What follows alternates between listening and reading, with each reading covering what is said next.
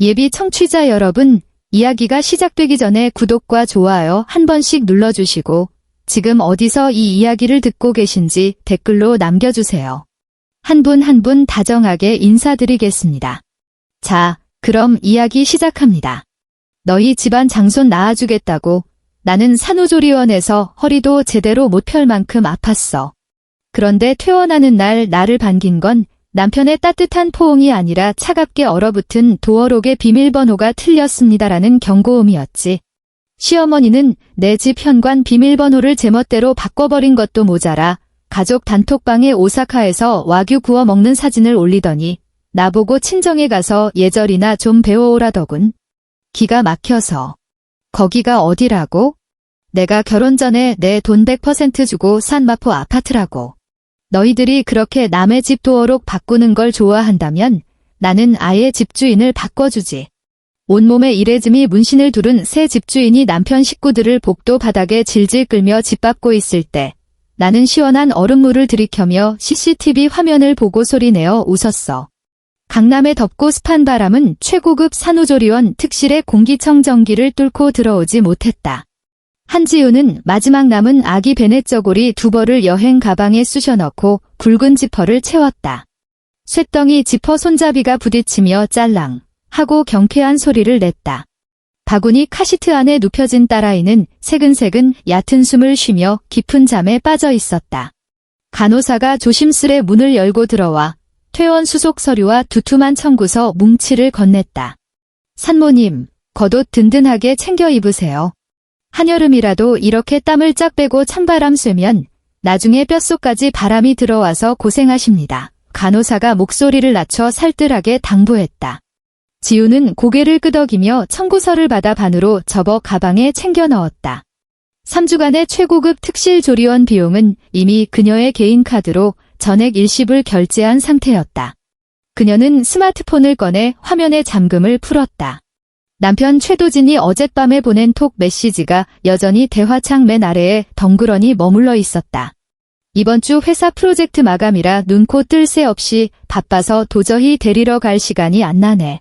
알아서 택시 타고 들어가고 집에 도착하면 톡 하나 남겨.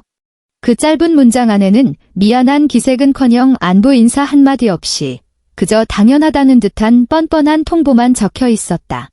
지우는 스마트폰 화면을 껐다. 한 손으로는 묵직한 여행 가방을 들어 올리고 다른 한 손으로는 바구니 카시트를 팔목에 단단히 걸었다. 조리원 정문을 나서는 순간 서울 도심에 훅 달아오른 열기와 매연이 숨막히게 끼쳐왔다. 그녀는 지나가던 검은색 모범 택시를 잡아탔다. 마포로 가주세요. 택시가 마포대교 위를 달릴 때 한강 수면 위로 쏟아지는 햇살이 눈이 시리도록 하얗게 반짝였다. 지우는 뒷좌석에 깊숙이 기대 앉았다. 택시가 덜컹거릴 때마다 제왕절개 수술을 한 부위가 뻐근하게 욱신거렸다. 그녀는 창밖으로 휙휙 스쳐 지나가는 도심 풍경을 멍하니 바라볼 뿐 남편의 톡에는 끝내 답장하지 않았다. 엘리베이터가 16층에 멈춰섰다. 발소리에 맞춰 복도 센서 등이 탁 켜졌다. 텅 빈 널찍한 아파트 복도에는 오직 그녀의 구두 굽소리와 바구니 카시트가 미세하게 흔들리는 소리뿐이었다. 이 아파트는 그녀가 결혼하기 전 대출 한 푼 없이 온전히 자기 돈으로 매입한 곳이었다. 마포의 한강 조망권이 확실히 확보된 대형 평수 아파트. 짙은 회색빛 현관 타일 한 장부터 천장 조명 하나까지 그녀가 직접 논현동 건축자재 거리를 발품 팔아 돌아다니며 고른 것들이었다. 지우는 현관문 옆에 가방을 내려놓고 오른손을 비워 도어록 덮개를 위로 올렸다. 숫자 패드 위로 차가운 푸른 빛이 선명하게 들어왔다. 띡, 띡, 띡, 띡. 그녀는 익숙하게 6자리 결혼기념일을 눌렀다. 비밀번호가 틀렸습니다. 기계음 섞인 여성의 안내 멘트가 텅 빈 복도에 유난히 날카롭게 울려 퍼졌다. 지훈의 손끝이 잠시 멈칫했다. 아이를 안고 있어서 버튼을 비껴 눌렀나 싶어. 그녀는 숨을 죽이고 자신의 생년월일을 다시 한번 차분하게 입력했다. 비밀번호가 틀렸습니다. 복도의 센서 등이 스르르 꺼졌다. 지우는 어둠 속에 가만히 서 있었다. 발끝을 살짝 움직이자 조명이 다시 켜지며 그녀의 창백하게 굳은 얼굴 위로 서늘한 그림자가 졌다. 그녀는 문손잡이를 잡고 흔드는 대신 주머니에서 스마트폰을 꺼내 최도진에게 전화를 걸었다. 전원이 꺼져 있어 소리샘으로 연결되며 통화료가 부과됩니다. 카시트 안에 딸아이가 칭얼거리며 허공으로 고사리 같은 손을 허우적거렸다. 잠에서 깰 기미였다. 지우는 몸을 굽혀 카시트 손잡이를 살살 흔들어 주었다. 아이가 다시 달래져 조용해지자 그녀는 허리를 펴고 시어머니 조정숙의 번호를 찾아 통화 버튼을 꾹 눌렀다. 신호음이 한참을 울린 뒤에야 전화가 연결되었다. 수화기 너머로는 일본어 열차 안내 방송과 캐리어 바퀴가 바닥 타일을 구르며 내는 요란한 마찰음이 섞여 들려왔다. 여보세요. 조정숙의 목소리에는 숨길 수 없는 들뜬 기색과 의도적으로 억양을 높인 뻔뻔한 당당함이 묻어났다. 어머니, 접니다. 지우는 숫자 패드 불빛이 서서히 꺼져가는 도어록을 응시하며 말했다. 집 현관 비밀번호가 혹시 실수로 바뀐 건가요? 문이 안 열려서요. 아이고, 비밀번호 그거 내가 바꿨다. 조정숙은 마치 당연한 권리라도 행사한 듯 속사포처럼 기세등등하게 말을 쏟아냈다. 계집애 하나 낳아놓고 내가 뭐 대단한 유세라도 떠는 줄 알아? 몸뚱이가 뭐가 그리 잘났다고 그 비싼 특실 산후조리원식이나 기어들어가. 그래서 나랑 우리 수진이도 기분 전환할 겸 오사카로 와규 썰러 왔다. 넌 일단 내 친정으로 돌아가서 며칠 반성이나 좀 해라. 우리 최씨 집안 며느리 노릇이 뭔지 똑바로 배우고 그 되먹지 못한 부잣집 아가씨 콧대 좀 꺾어놓고 나서 와. 수화기 너머로 바싹 다가온 신우이 최수진의 목소리가 끼어들었다. 엄마, 빨리 와. 면세점 화장품 매장줄 길어진다고. 됐다. 국제 전화 로밍비 비싸니까 별일도 아닌 걸로 자꾸 띠링띠링 전화하지 마라. 또. 전화는 일방적으로 뚝 끊어졌다. 지우는 스마트폰을 든 자세 그대로 멈춰 있었다. 그때 옆집 1602호 현관문이 빼꼼 열리더니 분리수거할 폐지 상자를 든 이웃집 아주머니가 반쯤 몸을 내밀었다. 아주머니의 시선은 지훈과 바닥에 놓인 짐가방, 그리고 바구니 카시트를 쭉 훑어보더니 노골적인 호기심을 마구 드러냈다. 그러다 이내 머리를 쏙 집어넣고는 찰칵 하고 야무지게 도어록 잠그는 소리까지 내며 문을 닫아버렸다.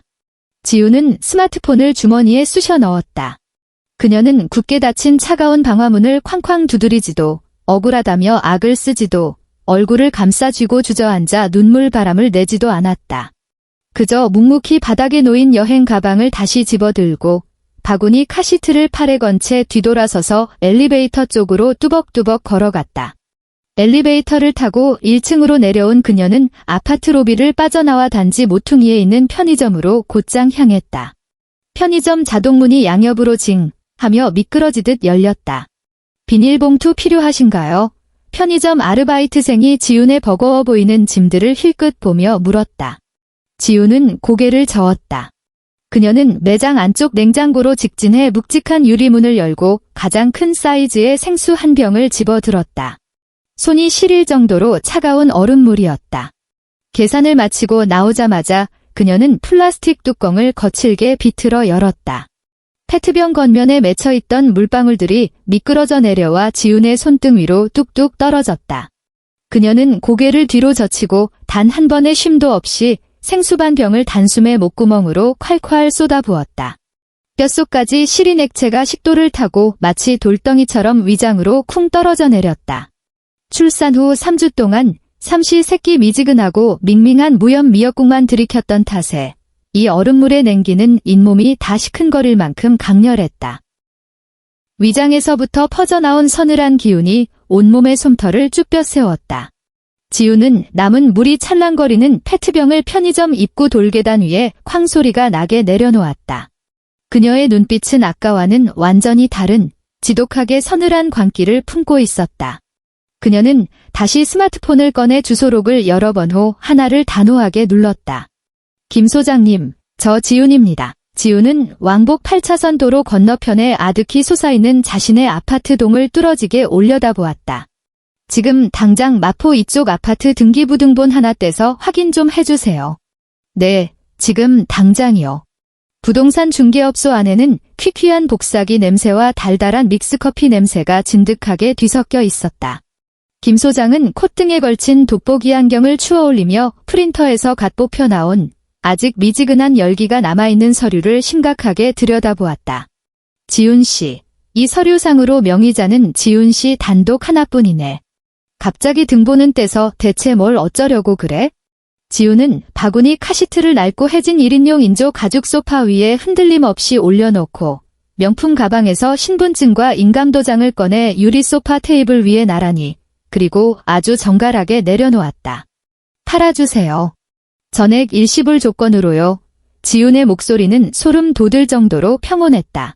지금 실거래가보다 20% 무조건 낮게 부르겠습니다. 김 소장이 헉 하고 무거운 숨을 집어삼켰다. 마포 한강변 대형 평수 아파트를 시세보다 20%나 후려치면 그 차액만으로도 경기도 외곽에 번듯한 아파트 한 채를 더 살 수 있는 억 단위의 피 같은 돈이었다. 사람아, 자네 미쳤어? 이거 결혼하기 전에 지훈 씨가 피땀 흘려 안 먹고 안 입으며 모은 돈으로 산 거잖아. 아무리 급박하게 돈이 필요해도 그렇지 차라리 은행 가서 주택담보대출을 떡하니 받으면 모를까? 눈먼 돈도 아니고 시세보다 2할이나 싸게 냅다 넘긴다니 그게 말이나 되는 소리야? 대출 안 받습니다. 저는 이 집이랑 엮인 질긴 끈 자체를 오늘부로 아주 철저하게 끊어버릴 작정이라서요. 지훈은 인감도장을 김 소장 쪽으로 1cm 슥 밀어냈다. 조건은 딱 하나예요. 오늘 해 떨어지기 전까지 매매 대금 전액이 단 1원도 빠짐없이 내 계좌로 입금되어야 합니다. 그리고 또 하나, 매수자는 반드시 함부로 건드리기 힘든 지독하게 험악한 놈이어야 합니다. 계약서에 도장 찍는 즉시 현관 도어록 비밀번호 통째로 넘길 테니 오늘 밤에 당장 이불 싸들고 와서 집을 장악해버릴 수 있는 사람으로요. 김 소장은 핏기 하나 없이 싸늘하게 굳어있는 지훈의 얼굴을 물끄러미 바라보았다. 이 바닥에서 20년 넘게 생존 비결을 터득하며 시댁이나 남편에게 뒤통수 맞고 벼랑 끝에 몰린 여자들을 숱하게 봐왔지만 보통은 저 낡은 소파에 앉아 엉엉 울고불고 신세 한탄을 하며 매달리기 마련이었다. 하지만 지훈처럼 이렇게 얼음장같이 냉정하고 결단력 있게 금전적 손해를 감수하고서라도 복수의 효율만을 고집하는 지독한 여자는 머리털 나고 처음이었다. 건드리기 힘든 험악한 매수자에 무조건 전액 일시불 현찰이라. 김 소장은 책상 위에 널브러진 두꺼운 낡은 수첩을 펼쳐 침 묻힌 손가락으로 페이지를 휙휙 넘기더니 한 줄의 글씨에서 멈춰섰다. 근처에서 종합 격투기 체육관 엄청 크게 운영하는 박 관장이라고 있어. 이번에 해외에서 불공국 출신 헤비급 코치들을 몇 명 스카우트 해왔는데 덩치 큰 사내놈들 다 같이 때려 넣을 대형 평수 단체 숙소를 급하게 찾고 있었거든. 알잖아. 격투기 운동하는 놈들이 먹성도 엄청나고 체격도 산만해서 밤늦게 훈련 끝나고 우당탕 콩탕 들어오면 층간소음 장난 아닐 테니 보통 집주인들은 월세를 더블로 준다 해도 세 안 내주려고 하거든. 근데 아예 통으로 후려쳐서 싸게 매입하는 거라면 얘기가 완전히 다르지. 게다가 그 양반, 이 동네 현금 엄청나게 돌리는 찐부자야. 당장 연락 돌리세요. 제가 부른 최저가 던져주시고요. 30분 내로 묻지도 따지지도 말고 여기로 계약서 들고 튀어오라고 하세요. 45분 뒤 시트지가 덕지덕지 붙은 부동산 유리문이 폭탄 터지듯 거칠게 열리며 문틀이 벽에 쾅 부딪혀 둔탁한 파열음을 냈다. 머리를 빡빡 깎고 콧수염을 기른 험악한 인상의 남자가 성큼성큼 걸어 들어왔다. 목 늘어난 검은색 쫄티 밖으로 터질 듯이 드러난 우람한 팔뚝에는 시퍼런 이레즈미 문신이 빈틈없이 빼곡했고 목덜미 승모근은 한껏 치솟아 제 머리통 너비만 했다. 김 소장, 아까 전화로 씨부린 시세보다 2할 싸다는 거, 그거 진짜 확실히 맞지? 안에서 뭐 사람 목매달아 죽은 흉가나 뭐 그런 거 숨기는 건 아니지? 박 관장의 목소리는 굵은 사포를 박박 긁어대듯 까끌까끌하고 거칠었다. 지훈이 자리에서 우뚝 일어났다. 집에는 불법 증축이나 하자 전혀 없습니다. 아까 등기부 떼보셨다시피 저 단독 명의고요.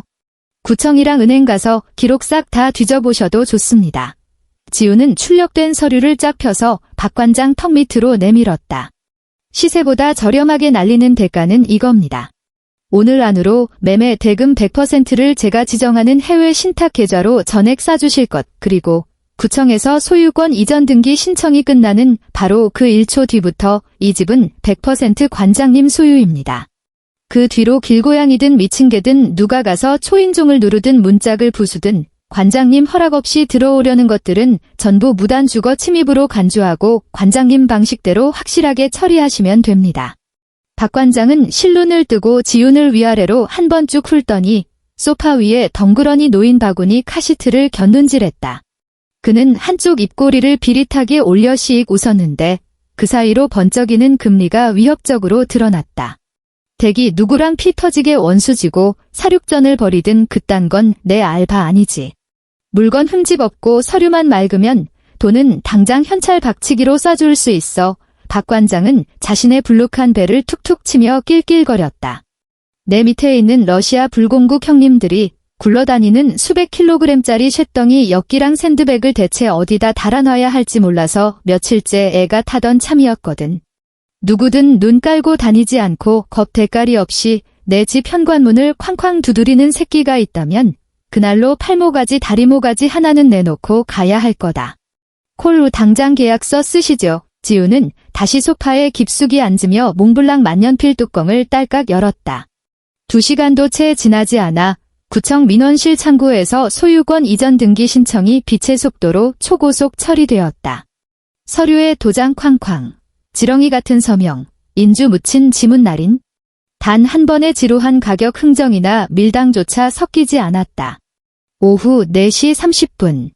지훈의 스마트폰이 짧게 부르르 진동했다. 은행 앱의 거래 내역 알림 팝업이 화면 정중앙에 떴다. 눈이 번쩍 뜨일 만큼 어마어마한 자릿수의 잔액이 해외 신탁 계좌로 한치의 오차 없이 깔끔하게 입금되었다는 알람이었다.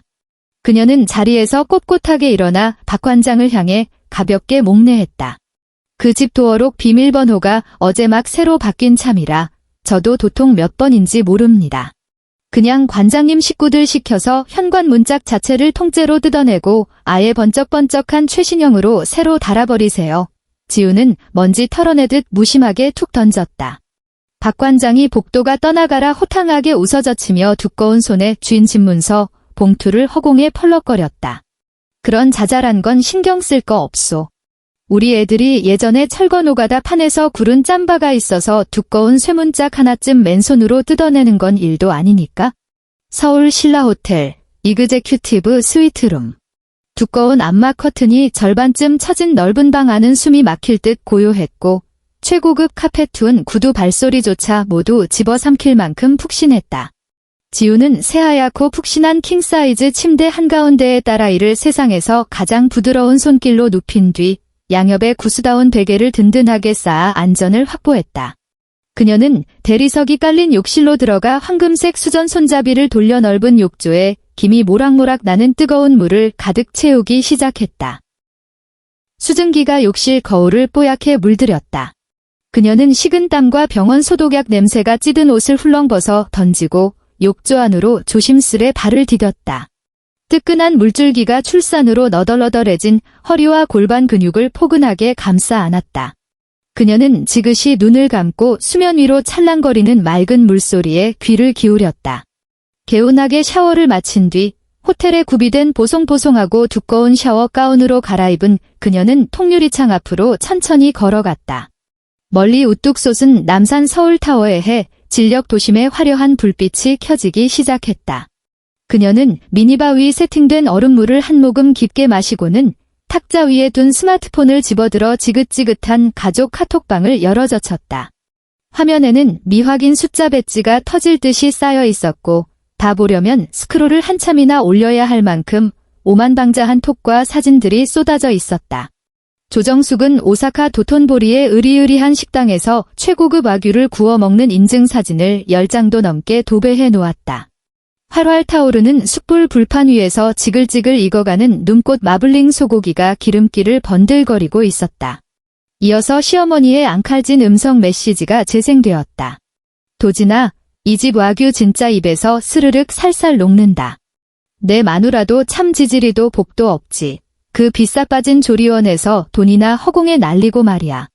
친정 가서 며칠 눈칫밥 먹으면서 쫄쫄 굶어봐야 이 집구석에서 권력이 누구한테 있는지 대가리가 팍 깨져봐야 정신 차리지. 신우이 최수진이 얄밉게 이모티콘을 덧붙이며 톡을 거들었다. 새언니 진짜 배가 태평양이지. 엄마가 오죽하면 직접 열쇠공까지 불러서 도어록 숫자를 싹 다 바꿨겠어? 다 언니 버르장머리 단단히 고쳐놓으려고 밑그림 그린 건데. 나중에 싹싹 빌고 집에 기어들어오면 우리 귀국 환영 파티 한우로 상다리 부러지게 차려내라고 해. 최도진이 바닥을 구르며 박장대소하는 이모티콘을 연달아 보냈다. 엄마, 우린 신경 쓰지 말고 지갑 팍팍 긁고 놀다 오세요. 집은 제가 다 알아서 꽉 잡고 있으니까 푹 쉬십시오. 지우는 차가운 통유리창에 어깨를 비스듬히 기댔다. 그녀는 그 오만방자한 활자들을 한참이나 빤히 내려다보다가 타자기에 손을 올려단 한 줄의 답장을 입력했다. 어머니, 일본 여행 즐겁게 다녀오세요. 집은 제가 이미 완벽하게 정리해 두었답니다. 전송 버튼. 그녀는 카톡 옆에 숫자 1분이 언제 사라질지, 그들이 무슨 반응을 보이며 길길이 날뛸지 기다릴 생각조차 없었다. 미련 없이 스마트폰을 무음으로 휙 돌려버리고는 푹신한 1인용 소파에 툭 던져버렸다. 그녀는 킹사이즈 침대로 걸어가 몸을 깊숙이 뉘었다. 지난 3주 동안 단 하루도 제대로 두 발 뻗고 자보지 못한 그녀가 드디어 가슴을 짓누르던 모든 더러운 짐을 벗어던지고 진짜 숙면에 빠져드는 순간이었다. 3일 뒤 마포 아파트 단지 1층 입구. 인천공항에서 쏜살같이 달려온 리무진 버스가 도로변 정류장에 끼익 멈춰섰다. 최도진이 버스 화물칸 안쪽으로 몸을 집어넣어 어마어마하게 큰 이민 가방 사이즈의 캐리어 3개를 낑낑대며 바닥으로 끌어내렸다. 조정숙은 챙이 과하게 넓은 명품 선글라스와 햇빛 가리개 모자를 쓴 채 두 손에는 면세점 로고가 선명한 대형 쇼핑백을 주렁주렁 무겁게 들고 있었다. 최수진 역시 기고만장한 얼굴로 화려하게 포장된 명품 화장품 박스들을 양 팔꿈치에 끼고 종종 걸음을 쳤다. 아이고, 비행기 좀 탔다고 허리야 다리야 삭신이 다 쑤시네. 그래도 돈 펑펑 쓰는 맛이 최고라니까. 조정숙이 손목 뻐근한 걸 풀며 말했다. 도진아, 내 마누라 아직 똥 씹은 얼굴로 집에 안 기어들어왔지? 최도진은 3개의 캐리어를 아슬아슬하게 밀며 뒤따라오면서 코웃음을 쳤다. 아직요. 2, 3일 내내 톡 하나 안 쳐다보더라고요. 지가 뭐 어쩌겠어요. 친정집에 빈대 붙어 있으면서 민망하니까 눈치 보느라 연락도 못하고 속이나 끓이고 명줄 타들어가고 있겠죠. 그래, 원래 마누라라는 족속은 초장에 확실히 기를 죽여놔야 남편 무서운 줄 아는 법이야. 결혼 전에 지가 번 돈으로 아파트 해왔으면 뭐 어째? 우리 최씨 집안에 시집떡 하니 왔으면 뼛속까지 최씨 집안 귀신이 되어야지. 이렇게 며칠 간장 좀 바짝바짝 태우면 꼴이 알아서 쓱 내리고 기어오게 되어 있어. 내일 아침에는 알람 맞추고 일어나서 된장찌개 팔팔 끓여 놓으라고 단단히 일러더라. 조정숙은 또각또각 요란한 구두 소리를 내며 공동 현관을 지나 위풍당당하게 엘리베이터에 올라탔다. 엘리베이터가 16층에 띵 하고 도착했다. 조정숙은 1601호 문 앞에 다가가 들고 있던 종이 가방을 대리석 바닥에 거만하게 내려놓았다. 그녀는 도도하게 턱을 치켜들고 도어록 덮개를 위로 쓱 올렸다. 띡, 띡, 띡, 띡. 그녀는 3일 전 출국하기 직전 열쇠공을 불러 야심차게 그리고 악독하게 새로 설정해둔 비밀번호를 경쾌하게 꾹꾹 눌렀다. 비밀번호가 틀렸습니다. 조정숙은 흠칫 놀라 손을 거뒀다. 자신이 번호 순서를 깜빡했나 싶어 고개를 휙 돌리고 뒤에 선 최수진에게 물었다. 수진아, 이거 비밀번호 내 생일이랑 내 생일 합친 거 확실히 맞지? 맞잖아, 엄마. 안 바꿨다니까. 조정숙은 패드 화면에 코를 박을 듯 다가가 손가락 끝에 힘을 빡 주고 다시 한번 또박또박 숫자를 하나씩 눌렀다. 비밀번호가 틀렸습니다. 아니 이 썩을 놈의 기계가 단체로 귀신이 씌었나.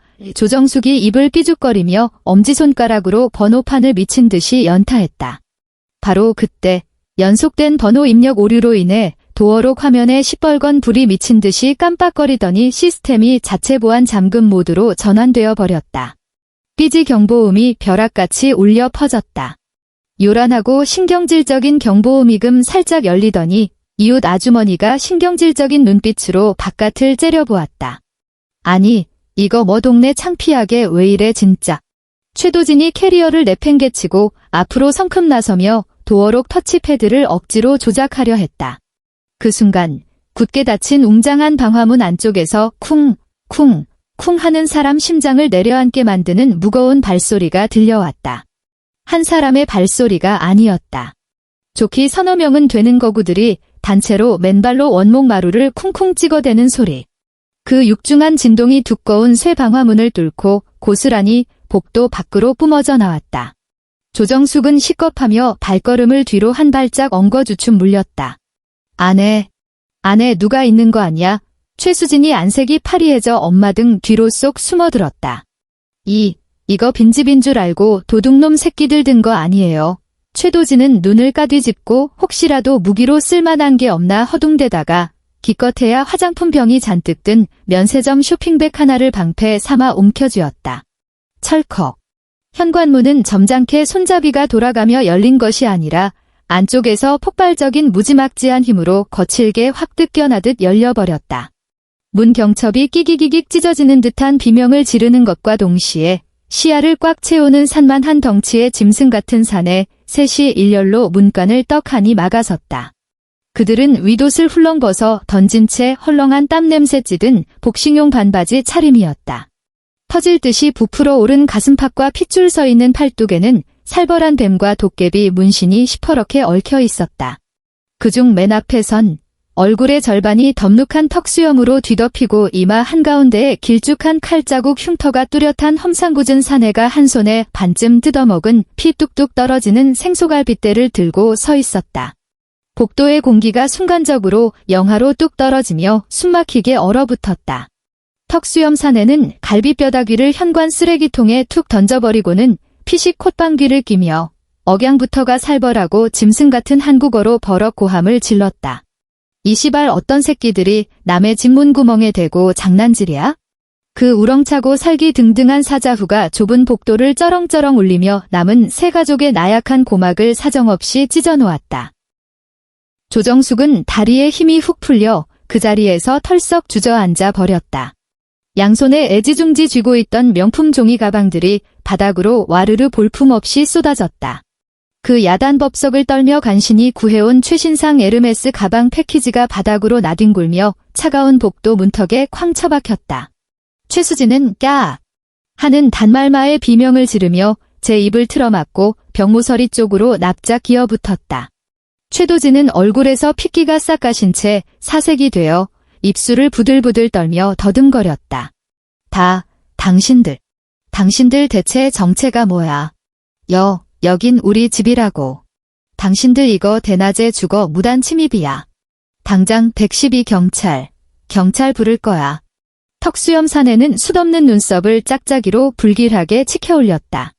그는 고개를 뒤로 슬쩍 돌리더니 자기들끼리만 알아듣는 러시아어로 뭐라 거칠게 시부렁거렸다. 그러자 뒤에서 조금 더 키는 작지만 양옆으로 무식하게 떡 벌어진 목이 아예 실종된 듯한 불도그 같은 사내가 스마트폰을 들고 쿵쿵 걸어 나왔다. 그는 화면에 선명한 조폐공사 관공서 직인이 찍힌 전자문서를 띄워 최도진의 콧대 1cm 앞까지 들이밀었다. 눈깔 똑바로 뜨고 쳐다봐라. 이 아파트 벌써 우리 보스 명이니까. 불도그 사내의 목소리는 지옥 맨 밑바닥에서 긁어 올린 듯한 무시무시한 저음이었다. 3일 전에 소유권 이전 칼같이 다 끝났어. 근데 뭐 내들 집이라고? 최도진의 초점 잃은 흔들리는 동공이 스마트폰 화면의 활자를 스윽 훑었다. 부동산 소유권 이전 등기, 현재 소유자 박진우, 전 소유자 한지윤. 최도진은 귓가에서 다이너마이트가 쾅 하고 터지는 듯한 이명을 느꼈다. 한지윤이 집을 냅다 팔아치웠다. 단 3일.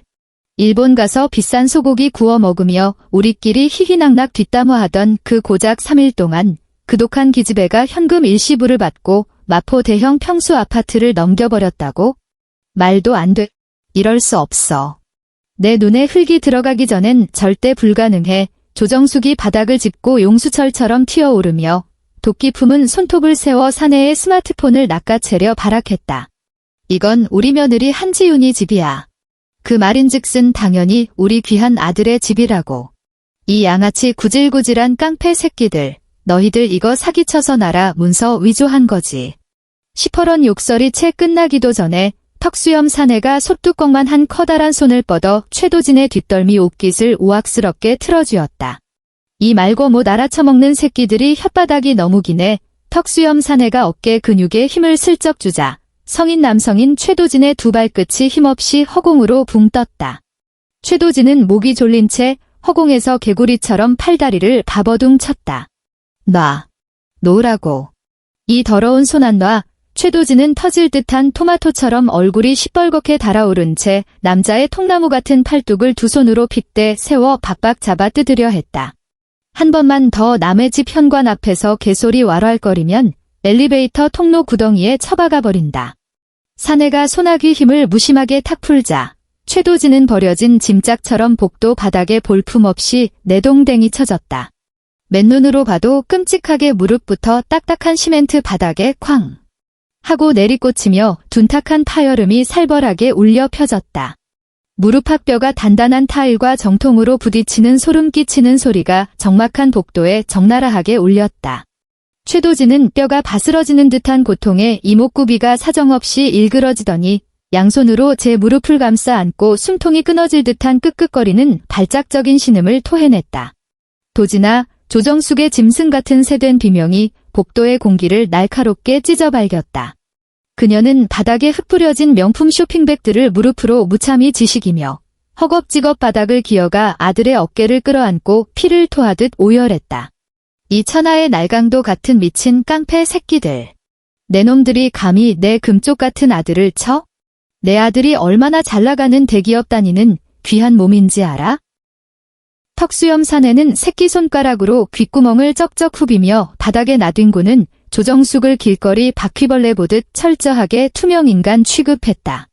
그는 다시 스마트폰을 든 동료를 쳐다보며 러시아어로 낄낄대며 험악한 농담을 내뱉었고 짐승 같은 두 사내의 거친 조소 소리만이 복도에 스산하게 메아리쳤다. 저거 내 가방이야. 최수진이 그 순간 날카롭게 비명을 질렀다. 그녀의 시선은 철탑 같은 새 남자의 어깨 너머 현관 신발장 옆에 놓인 검은색 더스트백에 꽂혀 있었다. 그것은 3일 전 그녀가 집을 나설 때 일부러 그곳에 놓아둔 샤넬 한정판 가방이었다. 올케인 한지윤이 친정으로 쫓겨나면 자기가 이 집에 떡하니 들어와서 당연하다는 듯 차지할 속셈이었던 것이다. 눈이 뒤집힌 최수진은 하이힐을 신고서 열린 문틈으로 막무가내로 밀고 들어가려 했다. 비켜요. 내 물건 가져갈 거라고요. 저거 우리 새언니 집이니까 저 안에 있는 물건도 다 내 거란 말이에요. 가장 오른쪽에 서 있던 목덜미에 푸른 독사 문신을 휘감은 사내가 반보 앞으로 쓱 나섰다. 그는 주먹을 휘두르지도 않은 채 그저 문짝만큼 드넓은 가슴팍을 꼿꼿이 세웠을 뿐이었다. 최수진의 가냘픈 어깨가 사내의 강철 같은 근육에 부딪히자 마치 콘크리트 벽에 들이박은 것처럼 엄청난 반작용이 일어났다. 발목이 꺾이면서 그녀는 뒤로 발딱 넘어졌고 조금 전 조정숙이 바닥에 떨어뜨린 면세점 쇼핑백 위로 쿵 하고 처박혔다. 찌익 하고 두꺼운 종이 가방이 찢어지는 소리가 났다. 그 안에서 어마어마하게 비싼 유리병 에센스 몇 개가 대굴대굴 굴러나오더니 쨍그랑하며 복도의 딱딱한 타일 바닥에 산산조각이 났다. 날카로운 유리 파편과 끈끈하고 투명한 액체가 사방으로 튀었고 값비싼 화장품 향기가 순식간에 복도 공기를 가득 채웠다. 아이고, 내 화장품. 내 생돈. 조정숙은 바닥을 흥건하게 적신 파편들을 보며 두 눈이 시뻘겋게 뒤집혔다. 그녀는 벌떡 일어나 두 팔을 휘우적거리며 이성을 잃은 미친 소처럼 턱수염 사내를 향해 돌진했다. 내 집 당장 내놔. 문 활짝 안 열어. 이 천하의 날강도 새끼들아. 턱수염 사내가 짜증스럽게 쯧 하고 혀를 찼다. 그는 통나무같이 굵은 팔을 뻗어 솥뚜껑만 한 손바닥으로 조정숙의 어깨를 턱 가로막았다. 힘을 줄 필요조차 없이 그저 팔이 쫓듯 밖으로 슬쩍 밀어냈을 뿐이었다. 조정숙의 몸뚱이는 제자리에서 반바퀴를 팽그르르 돌더니 미끌미끌한 에센스를 밟고 대자로 쭉 미끄러졌다. 그녀의 뒤통수가 엘리베이터 옆 대리석 벽면에 퍽 소리가 나게 부딪혔다. 엄마, 최도진이 기겁하며 일어서려 했지만 무릎에서 느껴지는 송곳으로 찌르는 듯한 고통에 다시 털썩 무릎을 꿇고 말았다. 그는 머리 위 천장에 달린 CCTV를 손가락으로 가리키며 바들바들 떨리는 목소리로 억지 허세를 부리며 악을 썼다. 여기 CCTV 다 있어. 너희들 이거 묻지마 폭행이야. 내가 다 고소해서 감방에 쳐넣고 콩밥 먹일 줄 알아. 합의금으로 전 재산 다 털리게 해주마. 스마트폰을 들고 있던 불도그 같은 사내가 앞으로 한 걸음 쿵 내디뎠다. 쇠뭉치가 박힌 거칠고 육중한 훈련용 운동화 바닥이 널브러진 유리 조각들을 들여밟을 때마다 소름 돋게 빠지직거리는 마찰음이 났다. 그는 사색이 된 최도진 코앞에 우뚝 멈춰 서서 짐승 같은 눈으로 그를 오만하게 내려다보았다. 고소한다고? 해봐라. 새끼야. 애 사내가 비릿하게 입꼬리를 올렸다. 우리 쪽 변호사가 아주 친절하게 알려줄 거다. 이런 걸 불법 주거 침입을 막기 위한 정당 방위라고 부르거든. 내친 김에 내가 법률 상식 하나 무료로 서비스해줄까? 남의 사유지에 쳐들어와서 집안 물건까지 강제로 훔쳐가려 한강도 미수죄. 대한민국 형법으로 몇 년이나 썩어야 하는지. 최도진의 입술이 파르르 떨렸지만 단 한마디도 밖으로 내뱉지 못했다. 그의 눈동자는 아까 본 그 전자 등기부등본 화면에 꿰매진 듯 고정되어 있었다. 선명하게 찍혀있던 붉은 관인과 날짜. 3일 전 바로 한지윤이 산후조리원에서 퇴원하던 그날이었다. 그때 복도 끝 엘리베이터에서 띠앙 하는 경쾌한 도착음이 울렸다. 형광조끼를 입은 경찰관 2명이 빠른 걸음으로 걸어 나왔다. 한 손에 무전기를 쥔 그들의 시선이 폭격 맞은 듯 난장판이 된 복도, 바닥에 나동그라진 3명의 꼴불견들, 그리고 현관문을 막아선 발라의 거구 셋을 매섭게 훑었다. 소란을 피우는 사람들이 있다는 신고를 받고 출동했습니다. 나이든 현장 경찰관이 미간을 찌푸리며 허리춤에 3단봉에 손을 얹은 채 물었다. 대체 무슨 일입니까? 조정숙은 마치 썩은 동아줄이라도 잡은 양 바닥을 네 발로 기다시피 돌진해 경찰관의 제복 소매를 덥석 움켜쥐었다. 경찰관 양반. 당장 저놈들 수갑 채워요. 저 깡패 새끼 셋이 우리 아들내미 집에 무단으로 쳐들어와서 우리 귀한 아들 다리를 분질러놨다고요. 이 바닥에 다 박살난 것 좀 봐요. 저놈들이 다 때려 부순 거라고요. 조정숙은 콧물과 눈물을 범벅한 채 땅을 치며 통곡했고 턱수염 사내의 콧대를 향해 손가락질하며 개거품을 물었다. 나이든 경찰관은 귀찮은 듯 조정숙의 손을 툭툭 떼어내고는 집 안쪽을 향해 몸을 돌리며 단호하게 요구했다. 신분증 제시해 주십시오. 불도그 사내는 아주 순순히 몸을 돌려 현관 수납장에 놓아둔 지갑에서 주민등록증을 꺼냈고 스마트폰에 띄워둔 소유권 이전 등기 서류와 함께 경찰관에게 당당히 내밀었다. 경찰관은 고개를 숙여 화면 속 정보를 꼼꼼히 대조하고는 다시 고개를 들어 1601호라는 문패를 확인했다. 무전기에서 치직거리는 전류 소리가 새어나왔다. 경찰관이 허리에 찬 경찰 조회용 단말기에 주민등록번호를 타닥타닥 입력하고는 몇 초간 화면을 응시했다. 단말기 화면에 인증이 완료되었다는 녹색 불빛이 선명하게 들어왔다. 경찰관이 고개를 들었을 때 그의 눈빛은 묘하게 싸늘해져 있었다. 그는 신분증을 사내에게 정중히 돌려준 뒤 몸을 빙글 돌려 조정숙과 최도진을 내려다보았다. 아주머니, 경찰관의 말투는 이제 완벽히 사무적이었고 명백한 꾸짖음이 묻어났다. 전산망 확인 결과 마포구 이 아파트 1601호의 합법적인 명의자는 박진우 씨입니다. 바로 이분들의 고용주 되시고요. 소유권 이전 절차, 티끌 하나 없이 완벽하게 합법입니다. 그럴 리가 없어. 조정숙이 펄쩍 뛰며 경찰관의 단말기를 빼앗으려 손을 뻗었다. 이 집은 우리 며느리가 산 거라고요. 한씨, 한지윤. 똑바로 다시 쳐다봐요. 며느리가 해온 집은 당연히 시댁 소유지. 어떻게 그게 남의 집으로 둔갑을 하냔 말이야. 경찰관은 한 걸음 뒤로 물러서며 조정숙의 손길을 확 피했고 얼굴은 불쾌감으로 굳어졌다. 아주머니, 대한민국 법은 누가 댁의 며느리인지 그딴 건 따지지 않습니다. 오직 등기부등본 지면에 박힌 이름만 볼 뿐이죠. 전 소유주 한지은 씨는 이미 3일 전에 이 집을 전액 일시불로 매각했습니다. 현재의 실소유주는 바로 저 안쪽에 계십니다. 경찰관은 바닥에 널브러진 유리 조각들을 턱끝으로 가리켰다.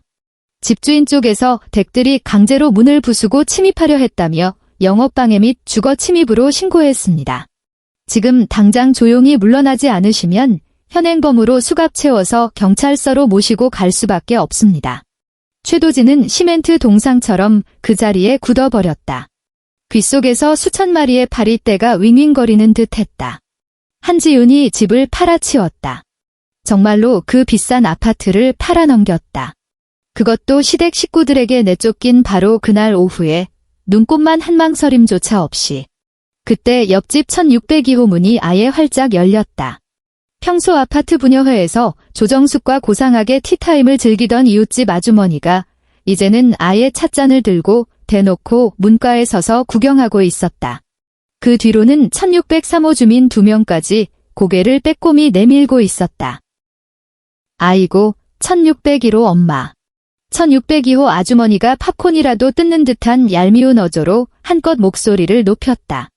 지난주 분여회 모임에서는 이 한강뷰 대형 평수 아파트 자기네 잘난 아들이 대출 없이 현찰로 떡 하니 산 거라고, 며느리는 몸만 쏙 들어온 기생충이라고 입에 침이 마르도록 자랑을 해대더니 대체 어쩌다가 오늘은 자기 집 현관문도 못 열고 복도에서 그 꼴로 길바닥에 나앉으셨나 몰라.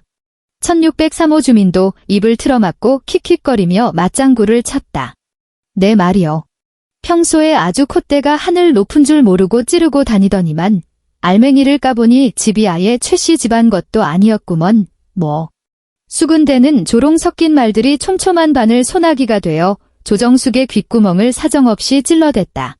그녀가 하늘처럼 떠받들던 알량한 허영심, 친척들과 이웃들 앞에서 온갖 폼을 잡으며 쌓아 올렸던 대단한 뼈대 있는 집안 시어머니로서의 위엄과 체면이 이 순간 벌거숭이처럼 처참하게 벗겨져 버렸다. 그녀는 당황하여 쥐구멍이라도 찾을 기세로 고개를 푹 숙이고 얼굴을 가릴 무언가를 허둥지둥 찾았지만 바닥에 나뒹구는 종이 가방은 이미 형체를 알아볼 수 없이 찢겨 있었다. 안 꺼져. 턱수염 사내가 근육질 팔짱을 끼며 얼음장 같은 최후 통첩을 내뱉었다. 당신들 두고 봐. 가만 안 둘 거야. 최도진은 이를 부득부득 갈며 벽을 짚고 비틀비틀 간신히 일어섰다. 엄마, 수진아, 일단 가자. 최도진의 목소리는 모기 소리만큼 기어 들어갔고 뼛속 깊은 수치심과 패배감으로 점철되어 있었다. 조정숙은 네 발로 기다시피 하며 다행히 깨지지 않은 화장품 케이스 몇 개를 품에 주섬주섬 안아 들었다. 최수진은 현관문 안쪽에 놓인 자신의 샤넬 더스트백을 미련 가득한 눈으로 노려보았지만 턱수염 사내의 살떨리는 눈빛 한 번에 흠칫 놀라 거북이처럼 목을 쑥 집어넣었다. 쾅! 육중한 철문이 세 사람의 코앞에서 매정하게 닫혔다. 곧바로 도어록에서 띠리릭 하고 문이 잠기는 경쾌한 기계음이 울렸다. 순식간에 노숙자 신세가 된 세 사람은 이웃 주민들의 노골적인 비웃음 소리와 적나라하게 돌아가는 스마트폰 카메라 렌즈들을 뒤로 한 채 쥐새끼들처럼 비참하게 엘리베이터 안으로 쫓겨 들어갔다. 같은 시각 서울 신라호텔 이그제큐티브 스위트룸. 통유리창 바깥의 하늘은 짙고 깊은 남색으로 물들어 있었다. 넓은 방 안에는 따뜻한 노란빛을 머금은 플로어 스탠드 조명 하나만이 은은하게 켜져 있었다. 지우는 1인용 가죽 소파에 깊숙이 기대 앉아 있었다. 옆에 놓인 아기 요람에서는 방금 분유를 배불리 먹은 딸아이가 두 눈을 꼭 감은 채 기분 좋은 숨소리를 내며 새근거리고 있었다. 지훈의 스마트폰 화면이 환하게 빛을 발했다. 그것은 부동산 김 소장이 방금 전송해온 동영상 파일이었다. 카메라 앵글이 꽤 낮은 걸로 보아 맞은편 이웃집 아주머니가 문틈으로 몰래 찍어 보내준 것이 분명했다. 화면 속에서는 조정숙이 흥건한 에센스 액체 위에서 네 발이 하늘로 향한 채 꽈당 미끄러져 자빠지는 꼴과 최도진이 무릎을 부여잡고 복도 바닥에 나뒹굴며 질질 짜는 모습이 생생하게 재생되고 있었다. 배경음으로는 경찰관의 엄중한 경고 목소리와 이웃 주민들의 날카로운 비웃음 소리가 겹치듯 입체적으로 흘러나왔다. 지우는 그 3분짜리 촌극 동영상을 끝까지 묵묵히 시청했다. 그녀의 얼굴에는 복수에 성공했다는 짜릿한 환희나 쾌감 따위는 찾아볼 수 없었다. 그저 세상에서 가장 차갑고 순수한 얼음 조각 같은 표정뿐이었다. 그녀는 화면을 터치해 동영상 창을 스윽 닫아버렸다. 그리고 곧바로 VIP 전용 뱅킹 앱을 실행시켰다. 가느다란 손가락이 화면을 매끄럽게 스크롤하며 신용카드 관리 메뉴로 진입했다. 화면 상단에는 남편 최도진의 이름이 박힌 가족용 블랙카드 항목이 노출되었고 그 옆에는 상태가 정상으로 표시되어 있었다. 이 카드는 순전히 지훈 본인의 엄청난 신용 한도를 베이스로 발급해준 가족 카드였다. 지난 3년이라는 세월 동안 최도진은 이 카드로 룸살롱 접대비, 수입차 유지비, 심지어 매달 거르지도 않고 조정숙에게 은밀하게 상납한 최고급 홍삼 세트 결제 대금까지 전부 긁어대며 호의호식했다. 당장 어제만 해도 오사카의 어느 명품 면세점에서 무려 200만 원이 넘는 금액을 시원하게 결제한 내역이 고스란히 남아있었다. 지우는 그 카드의 상세 내역 페이지를 열었다. 그녀의 맑고 서늘한 손끝이 붉은색 글씨로 적힌 분실 신고 및 영구 해지 버튼 위에서 멈춰섰다. 단 1초의 미련이나 주저함도 없이 그녀는 그 버튼을 꾹 눌렀다. 시스템 화면에 해당 가족 카드를 영구적으로 해지하시겠습니까? 이 작업은 취소할 수 없습니다라는 안내 문구가 떠올랐다. 지우는 곧바로 확인을 눌렀다. 화면 중앙에 회색 모래시계 아이콘이 빙글빙글 돌았다. 정확히 2초 뒤 정상이라고 적혀있던 상태 창의 글씨가 회색 비대 해지 완료라는 짤막한 단어로 모습을 바꾸었다. 지우는 스마트폰 화면을 끄고 소파 쿠션 위에 툭 내던졌다. 자리에서 우아하게 일어선 그녀는 요람 곁으로 다가가 세상 모르고 잠든 딸아이의 보드라운 정수리 베넷 머리를 손바닥으로 다정하게 쓸어 넘겼다. 문 밖에 내쫓긴 인간들은 영원히 그 문턱을 넘을 수 없게 되었다. 제 분수도 모르고 긁어대던 마법의 카드도 이제 단 1원짜리 껌 한 통조차 살 수 없는 쓰레기 플라스틱 조각이 되었다. 하지만 이건 그녀의 치밀한 계획 중 아주 작은 첫걸음에 불과했다. 다음 날 오전 신라호텔 1층 럭셔리 라운지 카페. 최도진은 거의 회전문 유리를 깨부술듯이 밀치며 헐떡거리며 뛰어들어왔다. 그가 입고 있는 와이셔츠는 어제 복도에서 뒹굴었던 탓에 흉측한 먼지 자국이 덕지덕지 묻어 있었고 눈 밑까지 시꺼멓게 내려온 다크서클의 머리카락은 길고양이 잔털마냥 엉망진창으로 떡져 있었다. 그는 카페 안을 두리번거리다 창가 쪽 명당 자리에 앉아있는 한지훈을 단번에 시야에 담았다. 지훈은 윤기가 흐르는 최고급 베이지색 실크 블라우스를 입고 테이블 앞에는 표면에 시원한 물방울이 맺힌 아이스 아메리카노 한 잔을 우아하게 놓아두고 있었다. 그녀는 한 폭의 그림처럼 고요하게 앉아 있었고 주변의 모든 조급함이나 번잡스러움은 완벽하게 차단된 진공 상태 같았다.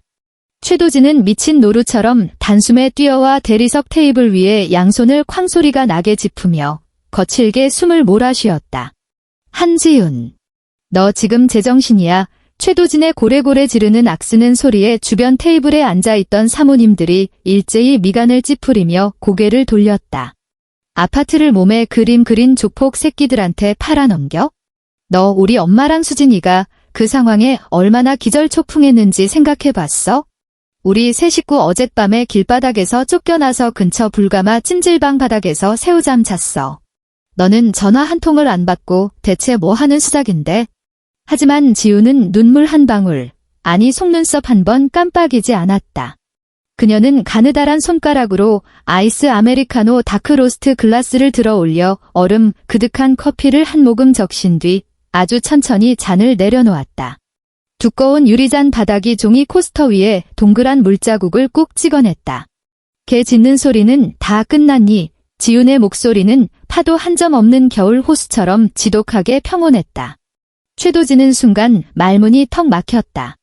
그는 내심 지훈이 엉엉 울며 왜 조리원 퇴원할 때 데리러 오지 않았느냐고 따지고 어머니가 제멋대로 도어록을 바꾼 것에 분통을 터뜨릴 줄 알았다. 여자가 그렇게 감정적으로 펄펄 뛰면 늘 써먹던 가족끼리 빡빡하게 굴지 말고 덮고 넘어가자는 뻔뻔한 가스라이팅을 시전할 작정이었다. 하지만 지훈의 기가 질릴 정도의 고요한 태도는 그의 등줄기에 서늘하고도 낯선 공포를 불어넣었다. 지훈, 여보. 최도진은 급격히 태세를 전환해 비굴한 톤으로 꼬리를 내렸다. 급기야 그는 테이블을 빙돌아 지훈의 의자 옆에 한쪽 무릎을 반쯤 꿇고 앉았다. 내가 애 낳고 몸도 힘든데 우리 엄마가 섭섭하게 한 거 알아. 비밀번호 지멋대로 바꾼 것도 100번 엄마 잘못이야. 옛날 노인애들 다 성격이 좀 불도저 같잖아. 너도 홧김에 집 팔아서 분풀이 확실히 했으니 이제 됐어. 그 매각 대금 입금됐지? 일단 그 돈 다시 꺼내놔봐. 우리 강남 쪽으로 더 크고 번듯한 아파트 전세로 들어가자. 엄마도 앞으로 우리 방에는 절대 2번 다시 함부로 안 들어오시겠다고 하셨어. 그제야 지훈이 고개를 돌려 최도진의 낯짝에 시선을 꽂았다. 길거리 구석에 처박힌 쉰내 나는 쓰레기 봉투를 내려다보는 듯한 살벌한 눈빛이었다. 그녀는 옆자리에 놓아두었던 서류 가방에서 빳빳한 황갈색 서류 봉투 하나를 꺼내 대리석 테이블 위로 툭 던졌다. 얇은 봉투가 스르륵 미끄러져 최도진의 손끝 앞에서 멈췄다. 직접 뜯어봐. 최도진은 마른 침을 꿀꺽 삼키며 덜덜 떨리는 손으로 봉투를 뜯어냈다. 내용물은 종이 몇 장이 전부였다. 가슴을 후벼 파는 굵고 진한 궁서체 검은색 글씨가 가장 먼저 그의 동공을 사정없이 찔렀다.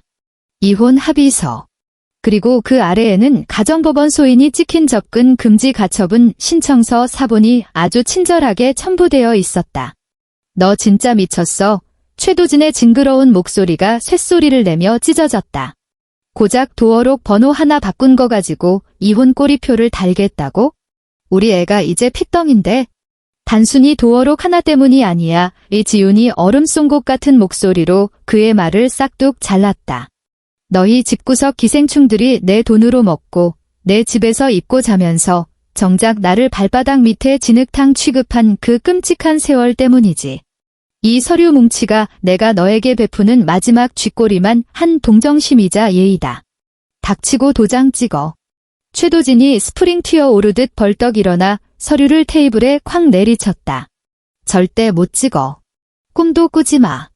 100번 양보해서 법정 가서 갈라선다고 쳐도 아파트 팔아치운 현금 뭉치는 부부 공동재산이야. 내가 미쳐서 시세보다 헐값에 넘겼으니 그 차액분까지 계산해서 내 몫으로 정확히 토해내야 할 거야. 지훈의 한쪽 입꼬리가 섬뜩하게 비틀려 올라갔다. 그녀는 긴 손가락으로 봉투맨 뒷장에 끼워진 종이를 톡톡 두드렸다. 대한민국 최고라 불리는 대형 로펌의 붉은 법인 인감이 선명하게 찍힌 철두철미한 재산 분할 청구 및 채무 정산 내역서였다. 눈깔 똑바로 뜨고 읽어봐. 그 마포 아파트는 내가 결혼하기 전에 통장 털어 100% 현찰로 산 너희 최씨 집안 10원짜리 하나 안 섞인 완벽한 내 특유 재산이다. 이혼 시 재산 분할 대상에서 애초에 열애란 소리지. 게다가 집 한도는 소유권 넘어가고 30분 만에 한국국세청도 손 못 대는 내 해외 단독 신탁 계좌로 전액 빨려 들어갔어. 대한민국 법원 할아버지가 와도 그 돈의 그림자조차 건드릴 수 없어. 너는 이런 한 장 뜯어낼 자격이 없다는 뜻이야. 최도진의 두 눈알이 개구리처럼 튀어나올 듯 커졌고 그는 서류에 빼곡한 글씨들을 덜덜 떨며 한 글자씩 파고들었다. 하지만 전라절망하긴 아직 일러. 지훈이 서류 하단에 적힌 무시무시한 금액란을 손톱으로 스윽 그었다. 지난 3년 동안 내가 내 곁다리 가족 카드로 룸살롱이며 유흥비에 펑펑 긁어댄 결제 내역. 그리고 나 몰래 내 명의로 제3금융권에서 고금리 대출받아 모바일 게임 리니지 아이템 떡칠하는 데 갖다 바친 빚 총 합계 2,700만 원. 이 채무건은 이미 내 쪽 변호인단이 법원에 증빙자료 싹 다 넘겼고 완벽한 내 개인의 악의적 낭비이자 사행성 비드로 판결 날 거다. 이 더러운 빚더미는 뼈 빠지게 노가다를 뛰든 장기를 팔든 내 혼자 힘으로 평생 갚아야 해. 최도진은 하체의 뼈가 통째로 녹아내린 것처럼 털썩 고급 카페트 위로 두 다리를 뻗고 주저앉아 버렸다. 돌아갈 따뜻한 집도 없고 주머니에 땡전 한 푼도 없었다. 숨만 쉬어도 이자가 복리로 불어나는 2천만 원이 넘는 고리대금 사채 빚더미만 남았다.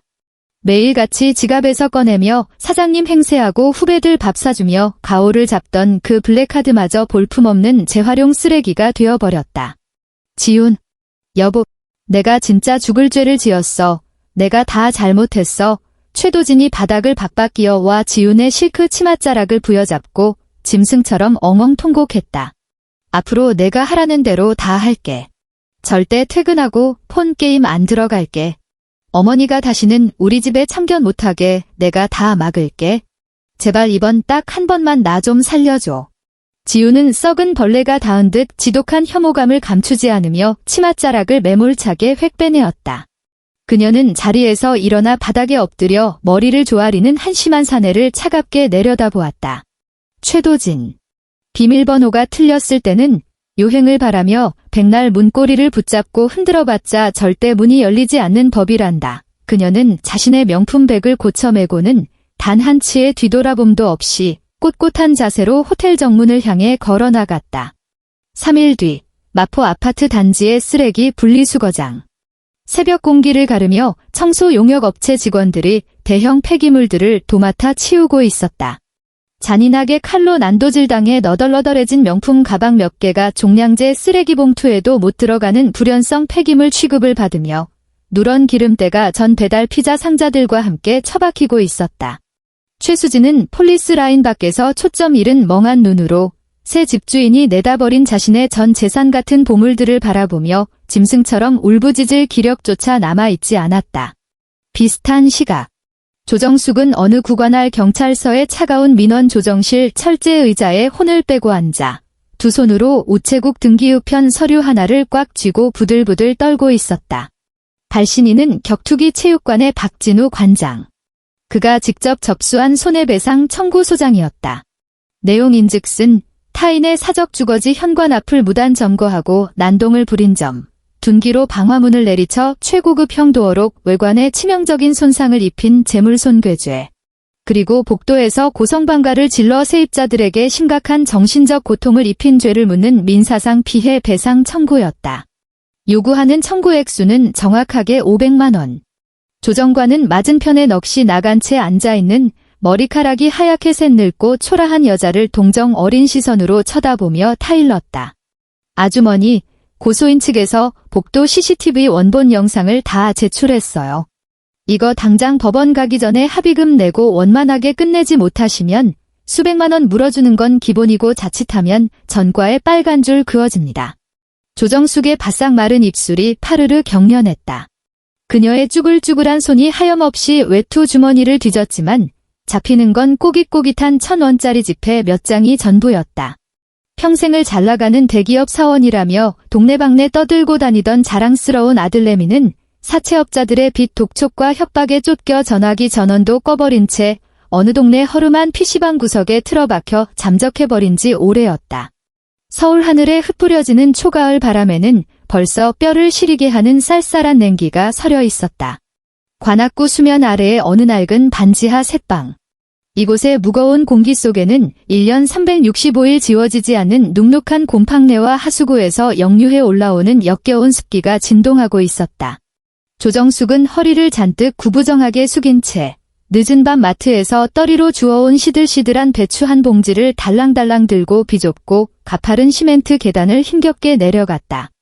머리 위 지상도로로 지나가는 사람들의 발소리가 쿵쿵 울릴 때마다 낡은 천장에서 시커먼 먼지 무더기가 푸스스 그녀의 어깨 위로 떨어져 내렸다. 그녀는 푸른색 페인트가 흉측하게 벗겨진 얇은 철문 앞에 우두커니 멈춰섰다. 얇은 문고리에는 다 녹슨 싸구려 자물쇠 하나가 위태롭게 매달려 있었다. 조정숙은 덜덜 떨리는 손으로 주머니를 뒤져 누런 쇠조각 열쇠 하나를 꺼냈다. 중풍에 걸린 듯 심하게 떨리는 그녀의 손끝 때문에 열쇠는 자물쇠 구멍 주변만 헛돌며 기스만 낼 뿐 안으로 도무지 들어가지를 못했다. 찰그락, 찰그락. 쇳덩어리가 부딪히는 처량한 소리가 햇빛조차 들지 않는 음침한 반지하 복도에 유령처럼 메아리쳤다. 수번, 그리고 또 수십 번. 왜 문이 안 열리냐고 조정숙을 받치고 있던 마지막 이성의 끈이 툭 하고 끊어져 버렸다.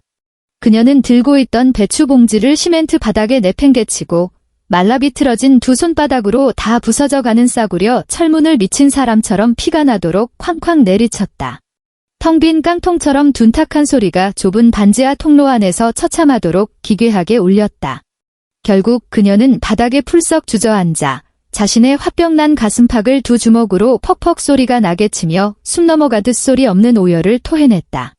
같은 하늘 아래 인천국제공항 제2여객 터미널 출국장. 유리돔 지붕을 정통으로 뚫고 들어온 눈부신 햇살이 대리석 바닥 위로 찬란하게 쏟아져 내렸다. 지우는 어깨에 가벼운 백팩 하나만을 걸치고 가슴 앞에는 아기띠로 그녀 삶의 전부인 딸아이를 포근하고 단단하게 품어 안고 있었다. 그녀의 손끝에는 미국 로스앤젤레스로 떠나는 편도 항공권 2장이 반듯하게 쥐어져 있었다. 공항 스피커에서 나긋나긋한 탑승 안내 방송이 흘러나왔다.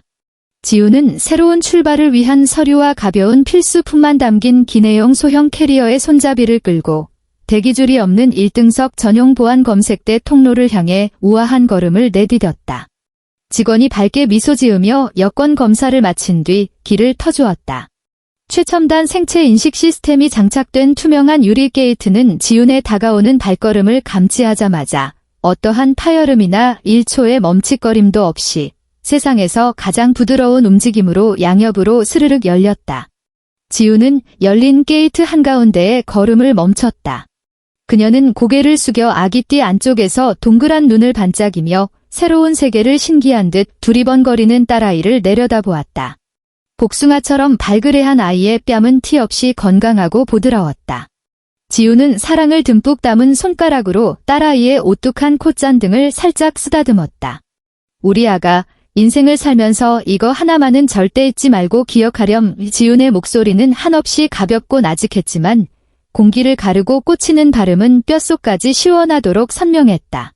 앞으로 내가 살아갈 세상에서 내가 단지 여자애라는 이유로 혹은 어른들 비위를 맞추며 고분고분 굴지 않는다는 어처구니 없는 이유로 내 소유의 집 현관 비밀번호가 제멋대로 바뀌고 너를 차가운 복도 밖에 홀로 내동댕이 치는 날이 온다면 그녀는 고개를 치켜들고 그토록 활짝 열린 넓은 게이트 너머로 당당하고 거침없이 걸어나갔다. 처량하게 닫힌 문고리나 잡고 복도에서 울며 기다리지 마. 그냥 그 건방진 집구석 자체를 통째로 부숴버리고 내 길을 가면 돼. 끝까지 이야기를 들어주신 청취자 여러분 진심으로 감사드립니다. 잊지 말고 저희 채널의 좋아요와 구독 한 번씩 꾹 눌러주시면 큰 힘이 됩니다. 그럼 다음 영상에서 더 속 시원한 사연으로 다시 찾아뵙겠습니다. 안녕히 계세요.